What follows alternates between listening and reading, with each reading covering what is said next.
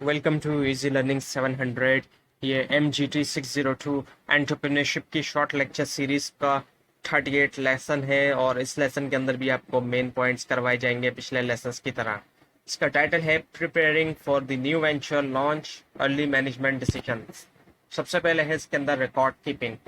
सो record keeping क्या है? ये वो एक्टिविटी है या ऑक्यूपेशन है जिसके अंदर रिकॉर्ड को रखा जाता है या फिर अकाउंट्स को। तो ये ज़रूरी है कि अच्छा रिकॉर्ड रखा जाए ताकि उससे इफेक्टिव कंट्रोल हो और टैक्स पर्पसेस के लिए भी वो काम आता है। सो एंटरप्रेन्योर जो है वो कंफर्टेबल होना चाहिए और अ, इस बात से वो कंफर्टेबल भी हो और समझ भी सके कि बिजनेस में क्या चल रहा है।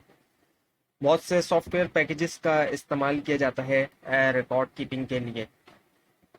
सो गोल जो है रिकॉर्ड कीपिंग सिस्टम का वो ये है कि आइडेंटिफाई करना कि इनकमिंग और outgoing revenue that can be effectively control. इसके बाद है इनकमिंग रेवेन्यू, यानी कि इनकमिंग जो इनकम है वो, यानी कि सेल्स जिसको हम कहते हैं। सो ये यूजफुल है कि इस बात की नॉलेज हो सेल्स के बारे में। सेल्स की बारे में जो नॉलेज है वो ना सिर्फ ये हो कि इन टर्म्स ऑफ यूनिट हो, यानी कि कितने यूनिट्स कितने पीस जो है वो सेल हुए, बल्कि इन मॉनेटरी टर्म्स में भी होनी चाहिए, यानी कि पैसे के हिसाब से भी नॉलेज हो और इन टर्म्स ऑफ यूनिट्स भी, दोनों हिसाब से नॉलेज होनी चाहिए सेल्स के बारे में। So entrepreneur of a retail store, एक जो एंटरप्रेन्योर होता है रिटेल स्टोर का, वो ट्राई टू आइडेंटिफाई करता है profile of the types of customer that patronizes the store. और रिटेलर्स जो है वो स्पेसिफिक कस्टमर्स के बारे में भी जो है वो इंफॉर्मेशन जो है वो रखना चाहते हैं।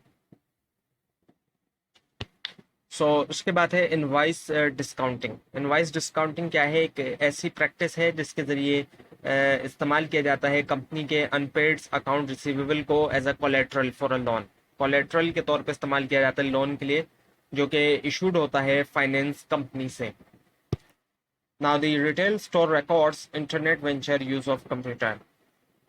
जो रिटेल स्टोर होते हैं उसमें काफ़ी फास्ट मूविंग होती है, चीज़ें जो है बहुत तेज़ी से जो है उसमें मूव करती हैं, बहुत तेज़ी से जो है वो सेल होती है, बहुत ज़्यादा लोग जो है वो विजिट करते हैं। इसी वजह से आज के दौर में बार कोड का इस्तेमाल किया जाता है और सॉफ्टवेयर भी अवेलेबल है डेली रिकॉर्ड के लिए। सेल और स्टॉक जो है वो प्रोपोर्शनल होना चाहिए, यानी कि जितनी ज़्यादा सेल हो रही है उतना ही ज़्यादा स्टॉक के अंदर कमी आनी चाहिए। ये नहीं कि सेल कम हुई स्टॉक में कमी ज़्यादा आ गई, तो जितनी ज्यादा सेल हो उतनी ही स्टॉक में कमी आनी चाहिए।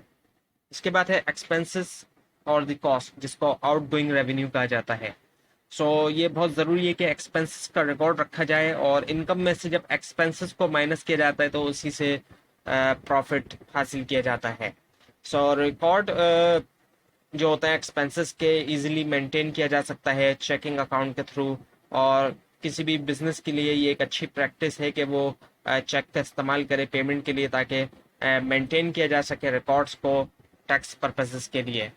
और कैंसिल चेक प्रोवाइड करते हैं प्रूफ ऑफ पेमेंट।